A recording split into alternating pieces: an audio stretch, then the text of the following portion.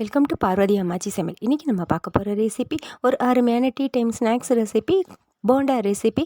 இது நம்ம வீட்டில் இருக்கிற பொருட்களை வச்சு நம்ம சுலபமாக செஞ்சிடலாம். ஈவினிங் டைம் ஸ்நாக்ஸ் ரெசிபிக்கு ரொம்ப அட்டகாசமாக இருக்கும். வாங்க வீடியோக்குள்ளே போவோம். இந்த ஸ்நாக்ஸ் ரெசிபி எப்படி செய்யுதுன்னு பார்ப்போம். இதுக்கு ஒரு மிக்ஸி ஜாரில் 2 பச்சை மிளகா, ஒரு துண்டு இஞ்சி சேர்த்து நம்ம குறைன்னு அரைச்சிக்கோங்க. இந்த மாதிரி அரைச்சி தனியாக எடுத்து வச்சுக்கோங்க. ஒரு பவுலில் 1 கப் அளவு பச்சரிசி மாவு எடுத்துக்கோங்க. இது நம்ம வறுத்த மாவு, வறுக்காத மாவு எந்த மாவாக இருந்தாலும் நம்ம சேர்த்துக்கலாம். சேர்த்துட்டு 2 மீடியம் சைஸ் உருளைக்கிழங்க நல்லா வேக வச்சு மசிச்சு எடுத்துருக்கேன், அதையும் சேர்த்துக்கோங்க. கட்டிகள் இல்லாமல் மசிச்சுக்கோங்க. நம்ம மிக்ஸி ஜாரில் அரைச்சி வச்சுருக்கோம் பார்த்தீங்களா, அந்த விழுதை சேர்த்துக்கோங்க. பச்சை மிளகாயும் இஞ்சி விழுதையும் சேர்த்துக்கோங்க. சேர்த்துட்டு ஒரு மீடியம் சைஸ் வெங்காயம் பொடிசாக நறுக்கி வச்சுக்கோங்க. பெரிய வெங்காயத்தை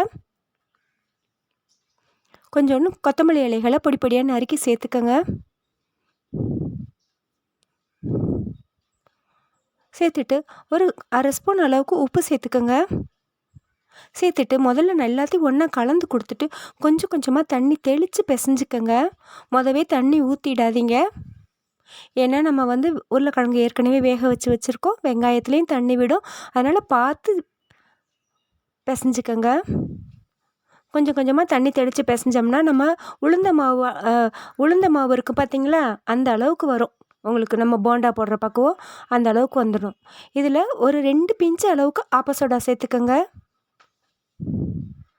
சேர்த்துட்டு எல்லாத்தையும் நல்லா நம்ம உளுந்த வடைக்கு எப்படி நம்ம அடிப்போமோ அந்த மாதிரி நல்லா அடித்து பிசைஞ்சிக்கோங்க. ஒரு 1/4 ஸ்பூன் அளவுக்கு ஜீரகம் சேர்த்துக்கோங்க.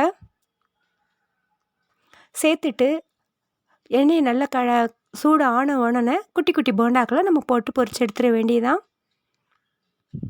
அப்படி கிள்ளி போட்டாலே உங்களுக்கு நல்லா புசு புசுன்னு சூப்பராக வரும்.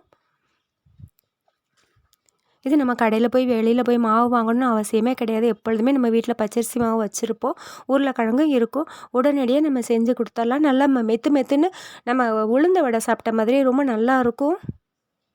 உள்ளே சாஃப்டாக வெளியில் மொறுன்னு இருக்கும். இது நம்ம துண்டுகளாக நறுக்கி நம்ம இஞ்சி சேர்த்தோம்னா கூட வாயில் கடிப்படும். பச்சை மிளகாயும் அதே போல் தான்.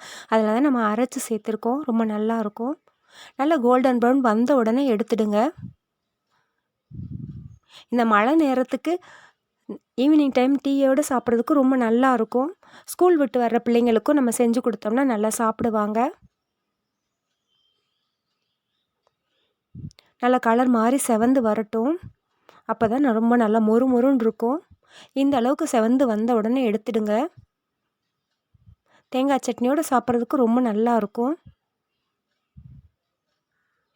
இதே போலயே எல்லா மாவையும் பொரித்து எடுத்துருங்க. அருமையான அரிசி மாவு போண்டா தயாராகிடுச்சு. கண்டிப்பாக வீட்டில் ட்ரை பண்ணி பாருங்கள். தேங்காய் சட்னியோடு சாப்பிட்றதுக்கு ரொம்ப நல்லாயிருக்கும். இந்த வீடியோ உங்களுக்கு பிடிச்சிருக்குன்னா லைக் பண்ணுங்கள், ஷேர் பண்ணுங்கள், சப்ஸ்கிரைப் பண்ணுங்கள். மறக்காமல் பெல் ஐக்கானை கிளிக் பண்ணுங்கள். தேங்க்யூ.